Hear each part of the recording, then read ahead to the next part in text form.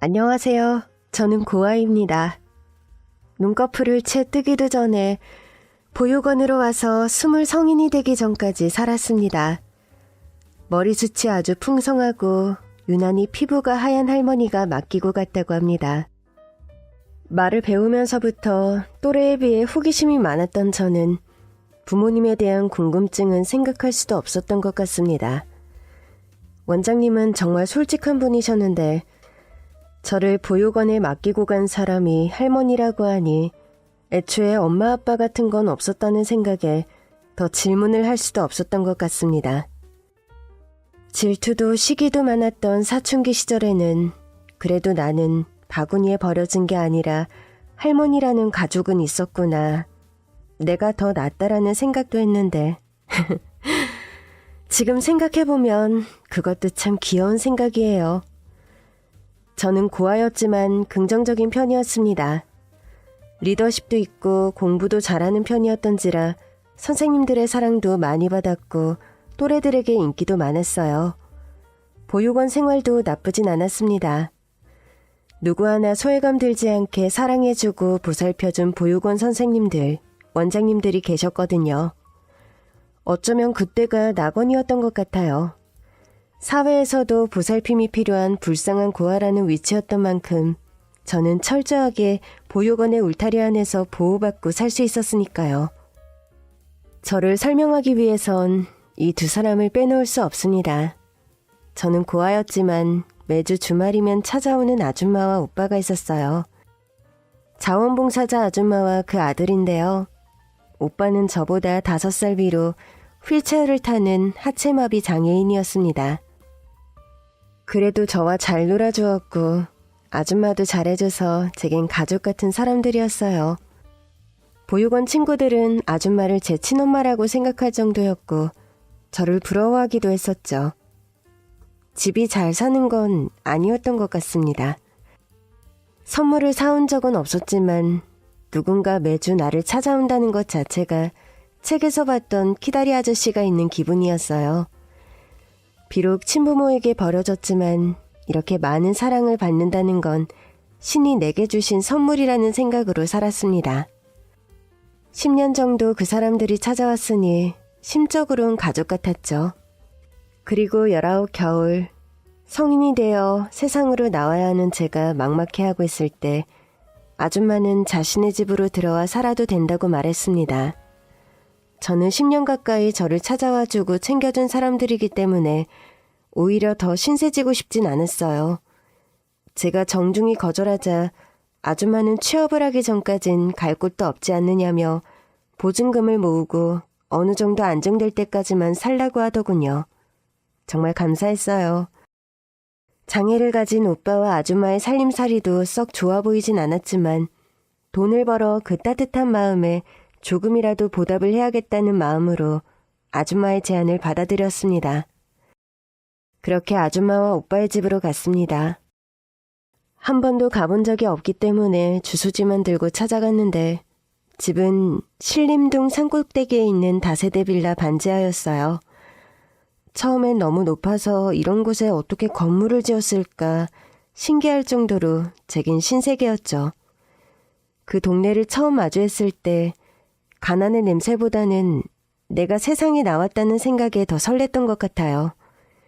미끄러지지 말라고 오르막길 시멘트에 보육원 원장님 이맛살처럼 그어놓은 홈까지 신기했으니까요.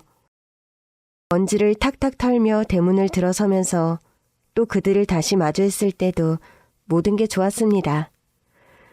집안은 생각보다 더 작았어요. 대문을 열고 오른쪽으로 깊게 들어가서 한 칸 더 내려가면 보이는 찻집이었는데 반투명 유리로 된 철문을 열면 바로 낮은 싱크대와 작은 밥상이 보였어요.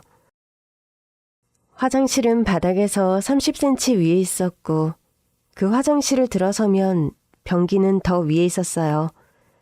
저는 집안 구조가 높낮이가 다 다른 것이 신기해서 재밌다는 생각을 했어요. 작은 방은 오빠 방, 조금 더 큰 방은 아줌마 방이라고 했습니다. 아줌마, 집이 되게 귀여워요. 동화 속에 나오는 왠지 모험심을 부르는 집 같아요. 귀엽다고? 건물은 산꼭대기에 있는데 집은 대문을 반바퀴 돌아야 나오고 또 한 칸 내려가는데 화장실은 또 위에 있고 변기는 더 위에 있고 신기해요. 너는 이게 정말 귀엽냐? 그냥 신기해서요. 저는 어디 방을 쓰면 돼요? 방은 무슨 방? 저기 작은 방 같이 쓰면 돼. 작은 방이면 오빠 누워있는 저 방이요? 그래도 남녀 7세 부동석이라고 저희 원장님이 맨날 하던 말이 있는데 저 그냥 아줌마 방이 더 크니까 아줌마랑 이 방에서 지내면 안 될까요? 아이고, 애들은 애들끼리 지내면 되지. 원래 어른방 애들방 따로 있잖아. 무슨 말이 많아. 들어와서 살게 해줬으면 아무 방이나 등 붙이고 잘 수 있기만 하면 되지. 얘는 참 까다로워 옛날부터. 알겠어요. 아줌마는 보육원에서 볼 때와는 사뭇 달랐어요. 뭔가 고압적인 말투에 살짝 쫄은 저는 오빠와 작은 방을 같이 쓰는 게 좀 불편했지만 아줌마가 그러라고 해서 어쩔 수 없이 오빠와 함께 방을 쓰게 됐습니다. 오빠, 잘 부탁해. 그렇게 오래 있지는 않을 거야. 조금 불편해도 참아줘. 그리고 나한테 부탁할 일 있으면 나한테 해. 언제든지 내가 도와줄게. 그래, 고맙다. 너도 편하게 생활해. 이후 저는 아줌마네 집에서 40분 거리에 있는 공단에 취업을 했습니다. 지옥철을 타고 오다니는 길은 힘들었지만 서울 하늘 아래서 돌아갈 곳이 있고 기다릴 사람들이 있다는 것이 감사하다고 생각했습니다. 같이 다니는 공장 친구들 중에는 저처럼 고아도 많았고 고아가 아니더라도 집과 인연을 끊고 살아가는 아이들도 많았습니다. 첫 월급을 타던 날 저는 아줌마에겐 예쁜 속옷을, 오빠에겐 베스트셀러라는 책을 선물했어요. 그런데 그렇게 힘들게 번 돈을 이런 걸 산다고 쓰면 어째? 아니에요. 제가 지금껏 받은 것만 있고 드린 게 없어서 늘 죄송했어요. 이렇게 서울 하늘 아래 번듯한 집에서 살게 해주시는데 이런 건 얼마든지 사드릴 수 있어요. 아니다, 됐다. 이런 속옷 나한텐 어울리지도 않아. 바꿀 수 있으면 돈으로 바꿔와. 네? 니네 오빠도 마찬가지다. 제가 걷지 못한다고 해서 앉아서 책이나 읽고 있겠어? 아줌마 생각엔 너 이렇게 돈 쓰다가는 늘 이 생활이야. 너 우리 집에 사는 것도 하루 이틀이지 돈 모아서 나가야 되지 않겠어? 그렇기는 하죠. 아줌마가 돈 모아줄게. 이번 달부터 그냥 딱 70%씩 저금해. 돈을 모아주신다고요? 너랑 나랑 본 세월이 얼마야. 은행 한번 안 가본 네가 갖고 있으면 그냥 다 순식간에 없어진다. 차곡차곡 모아서 너 보증금 정도 마련하면 독립하면 돼.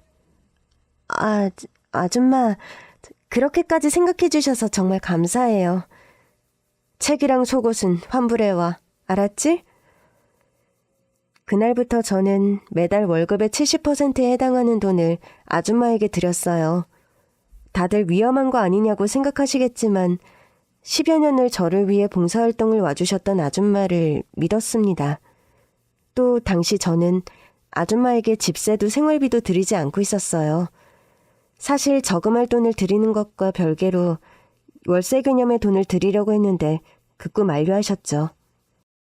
그렇게 6개월 정도 흘렀을까요? 저는 보육원을 나와 성인으로서의 삶에 어느 정도 적응해 나가고 있었고 친구도 사귀고 별일 없이 평화로운 일상을 보내고 있었습니다. 그날은 야근을 하고 늦은 퇴근을 했었죠. 어두컴컴한 산동네 비탈길을 겨우 올라 집에 도착했는데 현관문이 활짝 열려 있었어요. 아줌마, 오빠? 밤에 무슨 문을 열어두셨어요? 어디 계세요? 아이고, 나 죽네. 나 죽어. 아니, 무슨 일이에요? 더듬거리면서 스위치를 눌러 불을 켰는데 집은 아수라장이 돼 있었어요. 없는 살림이 다 쏟아져 나와 있고 아줌마는 내동댕이 쳐진 듯 방바닥에 엎드려 있었어요. 어떻게 된 일이에요, 아줌마? 너희 오빠 먼저 찾아봐. 저 방에. 아줌마 말에 방으로 뛰어들어갔어요. 그런데 오빠가 보이지 않는 거예요. 오빠 방에 없는데요? 일단 무슨 일이에요? 경찰에 신고해야겠어요. 너한테 말을 못했는데 우리가 빚쟁이가 있어. 빚쟁이 놈이 웬 깡패들을 데리고 와서 집을 다 이렇게 개판을 만들어 놓은 거야. 네 오빠가 걱정이다. 성취하는 몸으로 깡패놈들이랑 실랑이를 벌였는데 내가 정신을 놓고 쓰러졌지 뭐냐. 이놈들이 네 오빠를 어디 데리고 가서 해코지라도 하면 어쩌냐. 그러면 나 못 산다. 니네 오빠 죽으면 나 못 살아. 어떡하냐, 진수가. 제가 경찰에 신고하려고 전화번호를 누르려는 순간 끼익 소리와 함께 오빠가 휠체어를 타고 들어오는 거예요. 그런데 행색이 어디 뒹군 것처럼 옷이 너덜너덜하고 더러워져 있었습니다. 오빠, 어떻게 된 거야? 어디에 있었어? 너 퇴근길일 것 같아서. 깡패놈들이 너 보면 안 되잖아. 그래서 집 앞으로 미리 나가 있으려고 하다가 밤눈이 어두워서 넘어졌어. 아이고, 그 와중에 무슨 나를 챙겨. 어디 안 다쳤어? 어차피 멀리 나가지도 못하는데 뭐. 집 앞에서 그랬으니 더 안심하지. 그런데 왜 내가 오빠를 못 봤지? 어떡해 정말. 가로등이 반이 나간 것처럼 어두침침하더라. 전봇대 옆에 움푹 파인 곳에서 나자빠져 있어서 너가 못 봤을 거야. 이게 무슨 일이야 정말. 저는 그날 밤새 울었어요. 오빠와 아줌마가 그렇게 형편이 힘든 줄은 몰랐거든요. 그런 와중에 저를 보러 봉사활동까지 다녔다는 게 더 마음이 아프고 감사하게 느껴졌죠. 그래서 저는 아줌마에게 일단 빚부터 갚자며 매달 월급의 80% 이상을 드리겠다고 했어요. 그래야 제 마음이 편할 것 같았는데 생각보다 빚이 많더라고요. 당시 2천만 원이면 정말 큰 돈이었거든요. 그래도 끝은 있을 거라고 생각하며 열심히 일했습니다. 지금 생각하면 젊어서 그렇게 긍정적이었나 싶기도 하고요. 지금 여러분께 이 얘기를 하면서도 차라리 여기까지가 끝이었다면, 그랬다면 지금 나는 어떤 모습일까 생각을 하게 됩니다. 얼마 안 있어 저는 오빠의 아내가 됐습니다. 그 사건 이후 저는 오빠에게 더 미안한 마음이 커졌어요. 몸도 성치 않은 사람이 저를 위해 그랬다고 하니 마음이 너무 아팠죠. 하지만 오빠를 이성적으로 좋아한 적은 없었어요. 어쩔 때는 그냥 친오빠처럼 편하기도 했지만 그게 다였죠. 그런데 어느 날 깊은 잠을 자다 이상한 느낌이 들어 눈을 떴는데 오빠가 제 위에 있는 겁니다. 헛것을 잘못 본 줄 알고 화들짝 놀라 오빠를 밀쳐냈는데 제 비명소리에 옆방에서 건너온 아줌마가 불을 켰고 오빠와 저의 모습에 기겁을 할 수밖에 없었어요. 뉴스에서나 볼 법한 일이 제게 일어난 거죠. 미소에 그쳤지만 너무 끔찍했습니다. 바들바들 떨며 울음을 터뜨린 제게 아줌마가 냉정하게 말하더군요. 이런 일이 생길 줄 알았다면서 오히려 저를 원망하듯이 말했어요. 성취하는 자기 아들을 어떻게 했길래 이런 사태가 벌어진 거냐고요. 아무 일도 없었고 내가 피해자 아니냐고 소리쳤지만 저는 그날 처음으로 뺨이라는 걸 맞게 됐습니다. 이렇게 된 거 결혼을 해야 한다고 아무 일이 있었는지 없었는지 기억도 못하고 잠만 자놓고 어떻게 아냐면서 그동안 오빠가 너를 위해 얼마나 잘했냐는 등 오만 얘기를 다 하면서 저를 몰아붙였어요. 그때 오빠의 표정이 더 소름 끼쳤죠. 바지도 입지 않은 채 희죽대고 있었어요. 저는 그렇게 그 사람의 아내가 됐습니다. 이제 남편과 시무라고 표현해야겠네요. 20살, 끔찍했던 제 결혼 생활이 시작됐습니다. 시모는 그때부터 완전히 돌변했어요. 모든 살림은 제가 다 해야 했고 시모의 요구로 무리해서 야근까지 해야 했죠. 너한테 투자한 내 10수년 이렇게라도 네가 갚아야 하지 않겠어? 아까워? 짐승도 은혜는 안다고 했다. 천의 고아를 며느리로 들여먹이고 입히고 재워주는데 너도 성의를 보여야지. 이제 20살인 애가 뭐가 힘들다는 거야. 너 없을 땐 또 내가 알아서 밥도 해먹잖아. 어머니, 아무리 제가 어려도 이렇게 일을 하면 감당이 안 돼요. 집도 너무 멀어서 다니기도 힘든데 밤차 끊길까봐 숨이 넘어가게 뛰어요. 그럼 우리 빚은 어쩌라고? 너 먹고 자고 한 게 다 하늘에서 뚝 떨어진 돈이야? 빚을 갚아야 우리가 살지. 그래서 제가 빚 갚아드린다고 했잖아요. 저는 최저 경비만 떼고 다 드리는데 하시던 일까지 그만두시면 어떡해요. 새 식구 생활도 하고 저축도 해야 되는데 빚으로 다 나가고 저는 밥도 거의 못 먹고 다녀요. 속 뒤집어지는 소리 한다. 너 내가 몇 살인지 알아? 이 산꼭대기에 살면서 내가 나가다가 다리라도 헛디뎌서 우리 아들 꼴 나면 네가 감당이나 할 수 있겠어? 감당하면 내가 일타니마. 시모는 제가 며느리가 되자 다니던 일도 그만두고 집에 눌러앉았고 스스로 밥도 차려 먹지 않았어요. 출근 전 밥을 차려놓고 나가지 않으면 하루 종일 굶었다며 온갖 욕을 먹어야 했기 때문에 저는 거의 3시간 자고 매일같이 일을 했습니다. 요즘도 TV에 현대판 노예라는 말이 나오던데 그게 딱 저의 20대 같아요. 더 이상했던 건 빚을 갚는다던 시모가 일도 하지 않고 동네 노름판이나 오다녔고 치렁치렁 금덩어리를 목과 팔에 차고 다녔죠. 저는 밝고 긍정적인 아이였지만 언젠가부터 말수가 완전히 줄었고 나중에는 시모가 그렇게 하고 다니든 말든 물어볼 힘도 의지도 생기지 않았어요. 노예로 사는 걸 스스로 인정하면 사람이 그렇게 되나 봐요. 언젠가부터 금덩이를 하고 놀러다니는 시모가 그냥 주인처럼, 그냥 그게 당연한 것처럼 아무렇지도 않더라고요. 의문이 생기지도 않았습니다. 시모까지는 어떻게든 버티겠는데 변한 건 남편도 마찬가지였어요. 몸도 성취하는 사람이 밤마다 저를 보채 성욕을 채우려 들었습니다. 하반신 마비였지만 성욕은 넘쳐났어요. 일부 성기능도 살아있었는데 본인이 원하는 욕구를 채울 수는 없었죠. 그러니 제가 아무리 노력을 해본들 그의 신체가 제 기능을 하지 않는데 밑빠진 독에 물붓기였습니다. 그럴 때마다 남편은 성욕을 풀지 못한 화풀이를 제게 다 쏟아냈고 두들겨 맞기까지 했어요. 저는 대응을 할 수도 있었지만 장애를 가진 남편 앞에서 한없이 작아졌죠.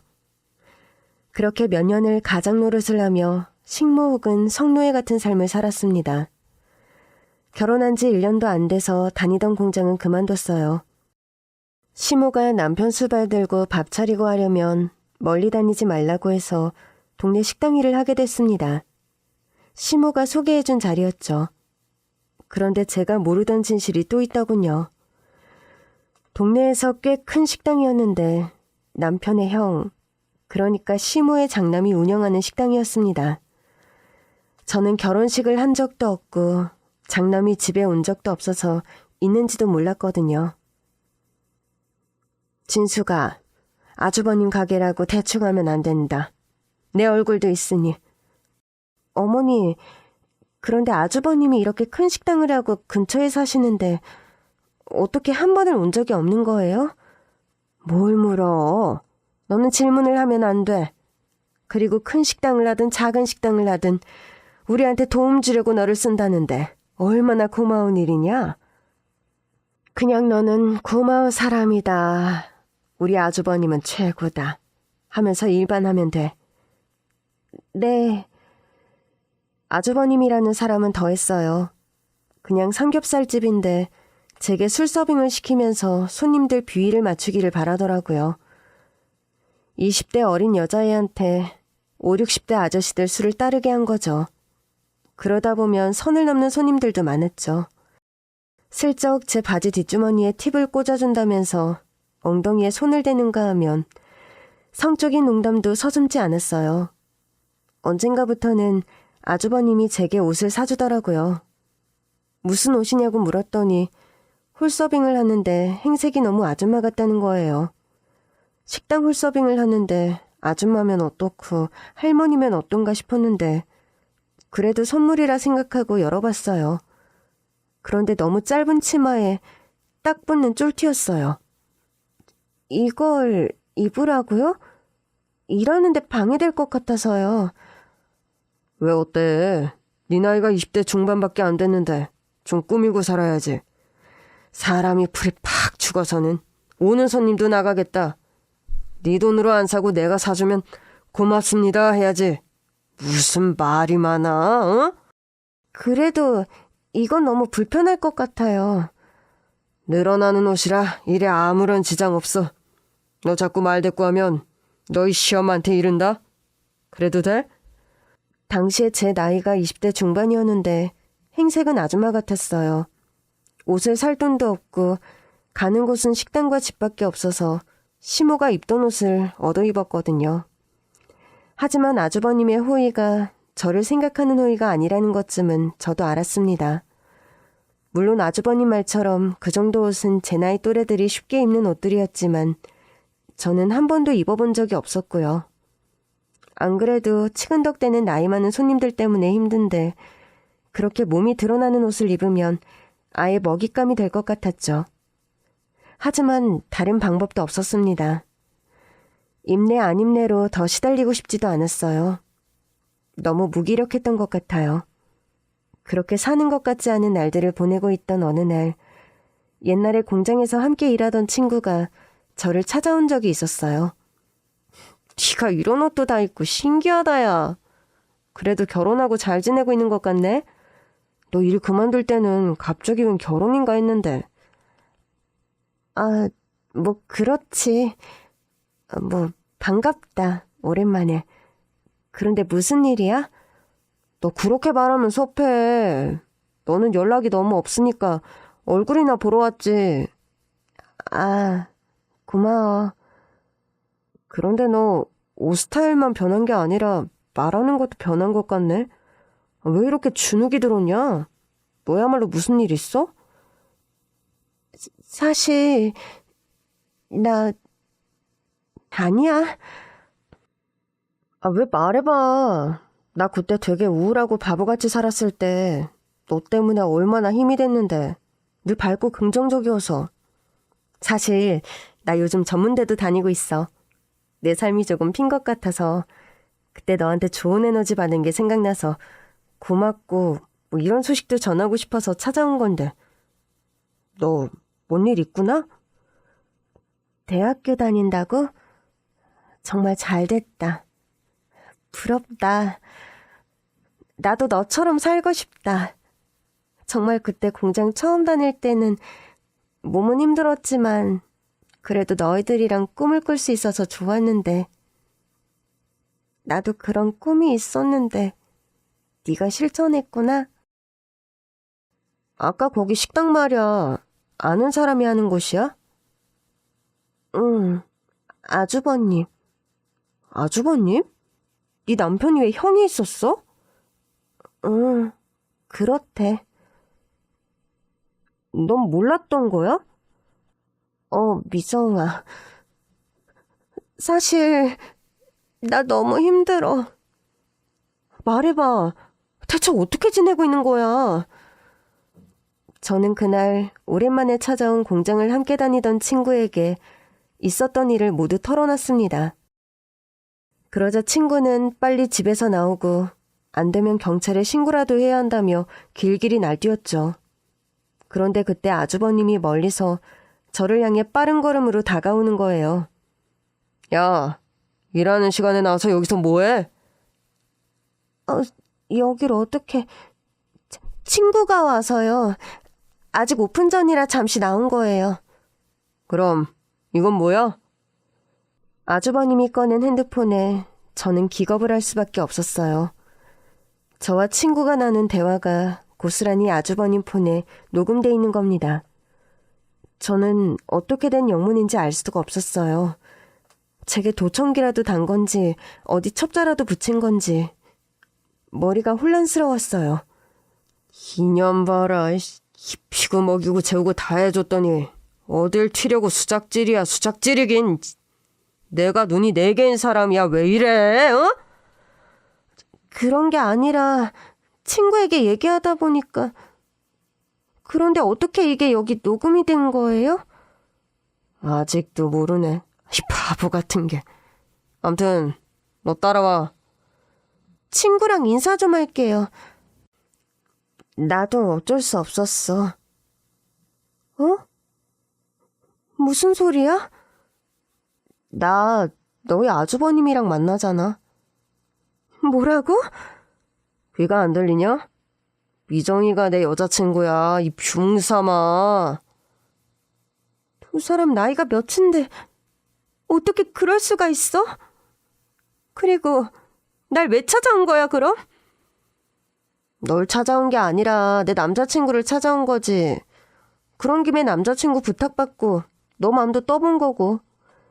나는 네가 맘 잡고 사는 줄 알았지. 여기서 탈출하고 싶어 할 거라고는 생각도 못했어. 아주버님이 무슨 부탁을 하신 건데요? 네가 우리 집 돈을 다 들고 튈 수도 있으니 네 생각이 어떤지 좀 물어보라고 했다. 왜? 돈 안 들고 가면 그냥 보내주실 거였어요? 그냥 포기해. 나랑 같이 동서 사이로 지내는 것도 나쁘지 않잖아. 내가 왜? 그리고 네 나이가 몇인데 20살 가까이 차이 나는 사람을 만나. 그러자 친구는 제 귀에다 대고 속삭였습니다. 안준뱅이 남편보단 낫지. 내가 위너야 이제. 그게 무슨 소리야? 너 왜 그래? 나한테 갑자기. 공장 시절 친하게 지냈던 친구가 아주버님과 연인 사이라는 것도 황당한데 이 친구가 저한테 대체 왜 이러는지 더 황당했어요. 알고 보니 똑같은 고아인데 늘 긍정적이고 밝은 제가 그냥 보기 싫었다고 하더라고요. 자신이 힘들어할 때마다 위로를 해주던 것도 오히려 속을 긁었다고 하더군요. 이후 친구는 식당에 자주 놀러와서 손이동소 노릇을 하며 저를 괴롭혔고 공장 시절 제게 느꼈던 열등감들을 계속 쏟아냈습니다. 그렇게 저는 보육원 시절엔 통통한 편이었지만 10kg 이상이 빠져 앙상하게 말라가고 있었습니다. 고된 아주버님의 식당 일에 공장 동기의 괴롭힘, 점점 술주정뱅이가 돼가는 남편과 사치스러운 시무까지 완전한 노예로서의 삶에 무기력해지며 감정 자체가 사라질 때쯤 길가에 흩날리는 전단지 하나를 보고 이대로 살 수는 없다는 생각이 들었습니다. 돌도 안 된 애를 안고 있는 아주 어린 엄마. 이 사진 한 장으로 아이를 찾을 수 있을까? 그런데 이 어린애를 어떻게 잃어버린 걸까? 이런 신락 같은 기적을 바라며 전단지를 만들었을 나와는 전혀 관계없는 사지 속 젊은 엄마를 보며 저는 다시 살아야겠다는 생각을 했습니다. 원하는 것이 기적 같은 일이라고 해도 손 놓고 살아가지는 않겠다. 지금도 제 가슴 속에 깊이 새기는 말입니다. 우연히 본 종이 쪼가리가 왜 그런 생각을 들게 했는지는 의문이지만 덕분에 저는 탈출을 감행했습니다. 하지만 탈출을 시도할 때마다 시모와 아주버님이 심어놓은 첩자들 때문에 번번이 실패했고 그런 날이면 그 3인의 악마들에게 모진 괴롭힘과 손찌검까지 당해야 했죠. 경찰에 왜 전화 한번 걸지 못했냐고요? 화장실에 숨어 전화도 걸어봤어요. 그런데 경찰이 출동을 해도 구박을 받는다는 게 주관적인 거라 그들이 해줄 게 없었고 겉으로 보기엔 멀쩡한 가족에다 동네에서도 평판이 나쁘지 않았기에 저만 이상한 애 취급받기 일쑤였습니다. 그러기를 또 1년. 늦은 밤 집 앞에서 아주버님과 친구의 대화를 듣게 됐어요. 어머님 끝발이 장난 아니네. 평생 고생만 하셨다면서 어떻게 파출소 소장이 뒤를 봐주는 거야? 몰라도 돼, 넌. 왜? 혹시 그 소장님이랑 어머님이랑 애인 사이라도 되는 거야? 에헤이, 아기는 몰라도 된다. 대박. 그러면 내가 파출소장 시아버님이 생기는 거야? 대박, 대박, 대박. 어디 가서 말하면 안 돼. 절대 비밀이야. 그리고 무슨 시아버님이야, 시아버님이긴. 영감탱이랑 연애 좀 하고 식당이나 무탈하게 잘 좀 해주세요. 비나이다, 비나이다 하는 거지. 왜 사람 이름 모르는 법이랬어. 그런데 우린 언제 결혼해? 나 빨리 결혼하고 싶단 말이야. 아파트 언제 입주한댔지? 너는 다 좋은데 성급한 게 늘 문제야. 아기는 얼른 집에 가서 고 주무세요. 두 사람의 대화에 소름이 끼치더군요. 시무가 그 얼굴에 무슨 능력인지 동네에서 오래 해먹은 파출소 소장이랑 그렇고 그런 사이라는 건데 역겨워서 토가 나올 지경이었어요. 그들은 제 노동력으로 등 따시게 배를 채우고 아파트까지 사고 저렇게 나이 불문 연애질까지 하는데 저는 낮에는 일, 밤에는 성질 더러운 술주정뱅이 남편까지. 살아도 산 게 아닌 삶이었습니다. 저는 해서는 안 될 생각까지 여러 번 했어요. 하지만 스스로 세상을 저버리는 일도 아무나 할 수 있는 게 아니었죠. 몇 번을 병원에 실려갔지만 용케도 목숨줄은 붙어 있었고 그런 일이 동네에 소문까지 나다 보니 저는 점점 더 정신이 이상한 애로 낙인 찍혀갔어요. 이제 제가 어떤 말을 해도 사람들은 고아 출신의 은혜도 모르는 게다가 정신까지 이상한 애로 보는 듯 했어요. 그 3인의 악마들은 제가 정말 죽을까봐 걱정이 되긴 했나 봐요. 주기적으로 건강검진을 시키고 강제로 영양주입을 했어요. 수액도 마치고 영양식도 강제로 먹게 했죠. 그렇게 제 나이 29살이 됐습니다. 다행인 건지 아닌 건지 아주버님은 제 친구랑 결혼을 하진 않았어요. 새로운 어린애를 꿰어서 별의별 짓을 다 하고 다녔죠. 한 번은 식당 주방에서 꼴 사나운 짓을 하다가 제가 목격한 적도 있는데 그 이후로 제게 이상한 농담을 건네곤 했어요. 좋았어? 뭐가요? 어젯밤에 봤잖아. 실수해요. 아니, 물건을 두고 온 게 있어서 급히 가지러 오다가. 아니, 네 실수가 아니라 내 실수야. 네. 암튼 조심할게요. 내 잘못이라니까. 그런데 너는 이렇게 순종적인 게 원래부터 그랬던 거야? 여튼 너도 이제 곧 30인데 몸이 근질근질하지? 네? 경태가 성질도 더러운데 밤에 그렇게 괴롭힌다며? 아니에요. 아니긴 뭐가 아니야. 암튼 또 그런 일 안 생기게 내가 조심할게. 너도 너무 심심하면 참전해도 되고. 무슨 소리세요? 아유, 실수다 실수. 장난. 경태한테 이러면 안 돼. 이젠 하다하다 아주버님이라는 사람이 직접적으로 성희롱을 하기 시작했습니다. 저는 이 지옥에서 탈출하기 위해 뭐라도 해야겠다고 생각했습니다. 그게 사람들이 손가락질하는 범죄자나 미친 사람이 된다고 해도 상관없었어요. 저는 그날부터 툭 하면 실없이 웃었습니다. 미친 사람처럼 크게 웃기도 하고 안 먹던 음식도 개걸스럽게 입이 찢어지도록 먹었어요. 심지어 손님 상 앞에 마주 앉아 음식을 먹는 등 기이한 행동들을 계속했습니다. 당황한 아주버님은 저를 잡아채서 주방에서 혼을 냈지만 그런 일이 잦아질수록 있던 손님들도 나가기 일쑤였어요. 본격적으로 제가 미쳤다고 소문이 나자 손님이 평소에 오던 수준에서 반도 안 됐습니다. 젊은 미친 여자가 서빙을 보는 식당에 누가 가고 싶겠어요? 아주버님은 발만 동동거렸죠. 손찌검을 해도 안 되고 타일러도 안 됐으니까요. 손님들 앞에서 혼낼 수도 없고 졸졸 쫓아다닐 수도 없는 노릇이고 그러면서도 저를 자를 수 없었던 것 같아요. 제가 연기를 한다고 생각했고 5년을 넘게 무료로 오픈해서 마감까지 일하던 제가 아까웠을 테니까요. 결국 시모와 아주버님은 저를 정신병원에 데려갔습니다. 저는 정신병원에서 검사를 받으면서도 미친 사람인 척했습니다.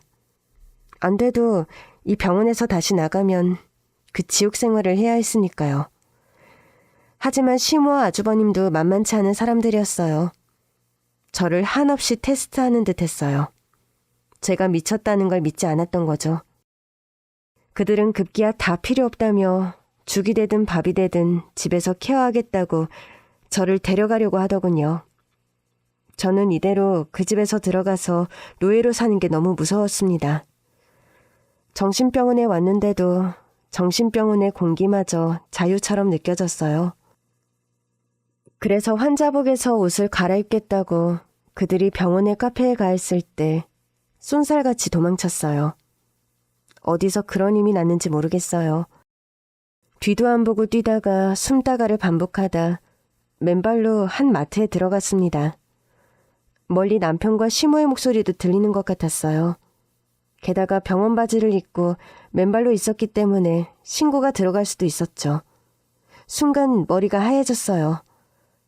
도망치긴 했지만 정신병원에서 도망쳤기 때문에 오히려 수배령이 내려진 꼴이라는 생각이 들었어요. 그때 어디서 웬 남자아이의 청아한 목소리가 마트에 소음을 뚫고 울려 퍼졌습니다. 엄마, 저 아줌마 봐봐. 실종 전단지에 있는 사람이야. 아유, 함부로 그렇게 말하는 거 아니야. 확실한 것도 아닌데. 조용! 아니. 마트 입구에 붙은 전단지 내가 자세히 봤단 말이야. AI로 현장 얼굴까지 구현했다고 해서 너무 신기해서 봤는데 저기 저 아줌마랑 완전히 똑같이 생겼어. 전단지에서 본 아줌마야. 뭐라고?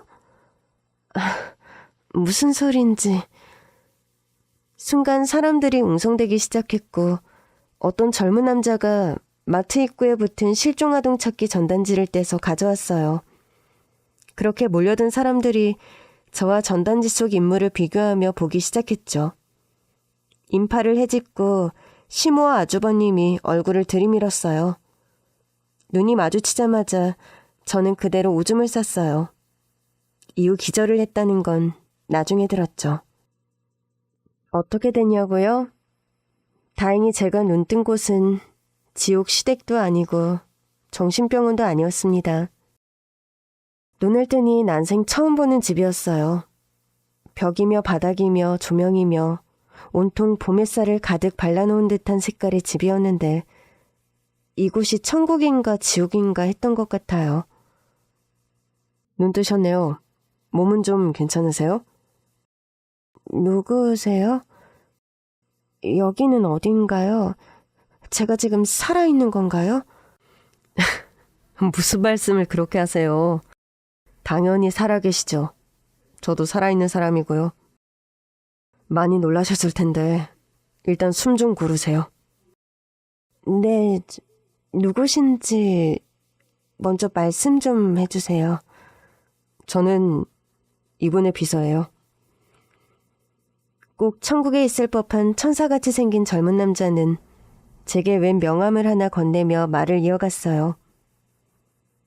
지창원 씨, 제가 모시는 분이시고요. 저는 모르는 분인데. 당신의 친아버지세요. 네? 저는 아버지가 없어요. 고아예요. 어제 마트에서 웬 꼬마가 전단지에 있는 사람이라고 했던 건 기억나시죠? 아, 네. 이게 그 전단지입니다. 실종 전단지. 여기 옆에 있는 돌베기 사진이 아가씨 어렸을 때 사진이고요. 오른쪽이 현재 저희가 미국의 의뢰에서 만든 최신 AI 기술로 복구한 성인 모습입니다. 어떤가요? 아가씨와 동일 인물 맞죠? 남자는 제게 거울을 건넸습니다. 제 얼굴을 제가 모를 리는 없지만 한번 비교해보라는 의도 같았죠. 정말 똑같았어요. 이건 또 다른 사기 수법인가 의심도 들었습니다. 10여 년을 알고 지낸 키다리 아저씨 같던 아줌마도 오빠도 저를 10년 동안 노예 생활하게 했으니 사람을 믿을 수가 없었어요. 그런데 어떻게 여기로 오게 된 거죠? 어제 마트에서 그대로 쓰러지시고 시어머니와 아주버님이라는 사람이 아가씨를 끌고 가려고 했습니다. 정말 기적 같은 일이라고 할 수밖에 없는데 마침 제가 그 동네에 살아서 마트에 들렀던 상황이었어요. 저희 회장님이 찾던 따님을 눈앞에서 본 것도 신기한데 그렇게 놓칠 수 없었죠. 앞뒤 생각 안 하고 저도 달려들어서 저희가 찾는 사람이 확실하다고 했고요. 보아하니 그들은 아가씨를 걱정하는 것보다 분노에 차 있더라고요. 그래서 있는 돈 털어서 주고 명함도 건넸더니 데려가라고 하더군요. 아, 그랬군요. 감사합니다. 역시 뭔가 나쁜 쪽으로 엮여있던 사람들인가 봐요. 진짜 시어머니와 아주버님은 맞나요? 네. 사연이 긴 것 같은데 일단 쉬세요. 지금 맡고 있는 건 수액이에요. 그리고 회장님, 아니, 아버님께서 지금 미국에서 오고 계세요. 오늘 저녁에나 보실 수 있을 거니까 그때까지 푹 쉬시고 무슨 일 생기면 여기 호출기 누르세요.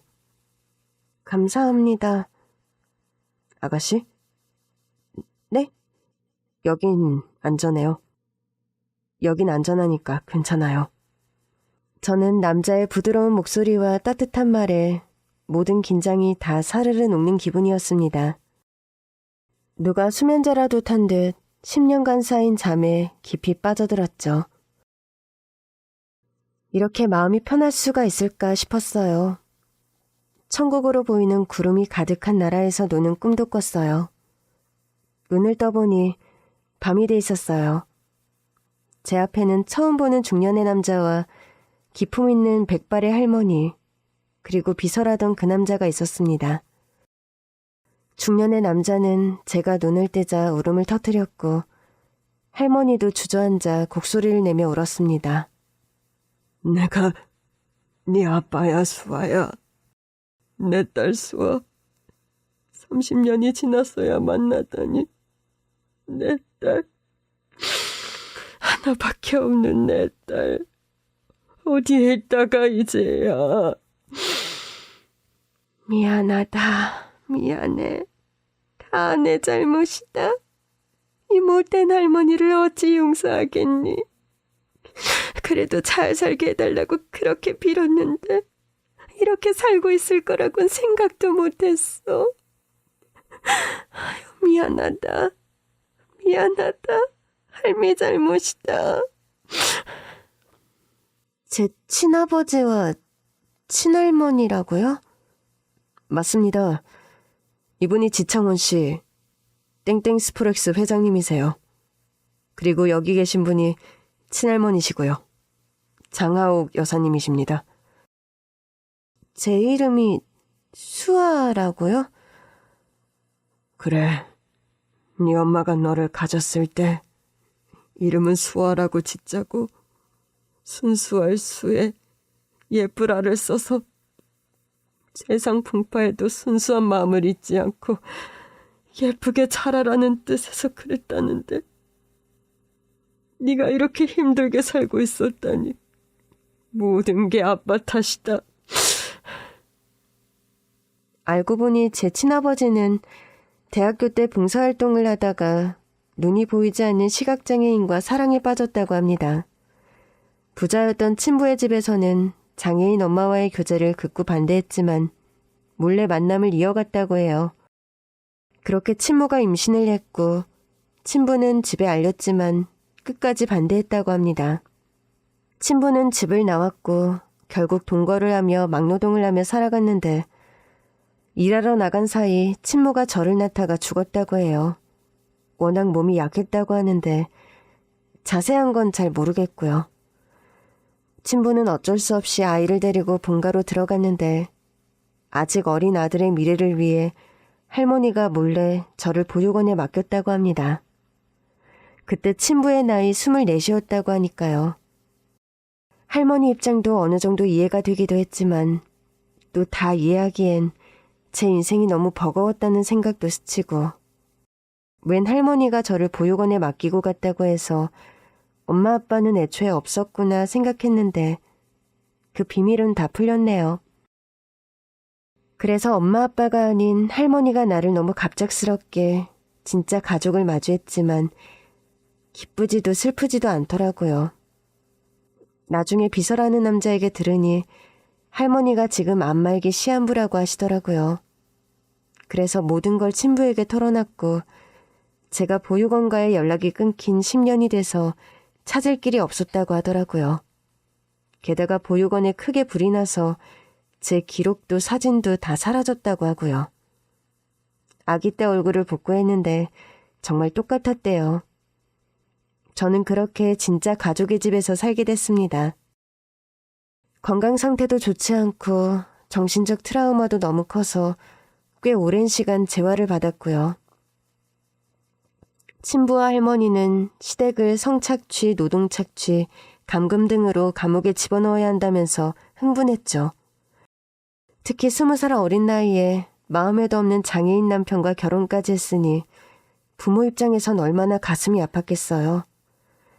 하지만 아빠는 한편으론 이 사람들을 감옥에 집어넣는 일은 어렵지 않은데 세상에 혹시 알려질까 걱정하셨어요. 이제 30인 딸의 인생이 영원히 노예라는 낙인으로 발목 잡히지 않길 바라는 마음에서였죠. 이혼도 아직 못한 상태라 어떻게 해야 할지 고민하고 있던 날들이 흘러갔습니다. 그런데 그냥 용서하고 없던 일로 해야지 했던 마음도 싹 지우게 만들더군요. 3인의 악인들이 염치없게도 친부 집에 찾아왔습니다. 그때 비서님이 준 명함을 보고 제 원래 가족이 부자란 걸 알았던 거죠. 돈이라도 더 뜯어내려고요. 끝까지 악마들이었습니다. 저희가 따님을 어떻게 키웠는지 말도 못해요. 코찔찔이 때부터 보육원에 가서 씻기고 입히고 재우고 그러다 20살 돼서 갈 곳 없는 애를 데려다 무상으로 또 재우고 먹이고 입히고 저희 덕에 취업도 빨리 했고 지금까지 이렇게 정신 부여잡고 사는 거랍니다. 아유 정말 아니면 벌써 어떻게 됐을 거예요. 보육원 애들이 다 그렇잖아요. 세상 나오면 얼마나 험한가요? 제정신으로 못 살고 나쁜 길로 빠지는 애들이 수두룩해요 아주. 저희 어머니가 정말 고생 많이 하셨어요. 여기 제 동생도 몸이 성치 않지만 재수 씨를 정말 사랑해줬고요. 한 번은 재수 씨가 폭력배들한테 시비가 걸린 일이 있었는데 이 몸으로 대응하다가 크게 다친 적도 있습니다.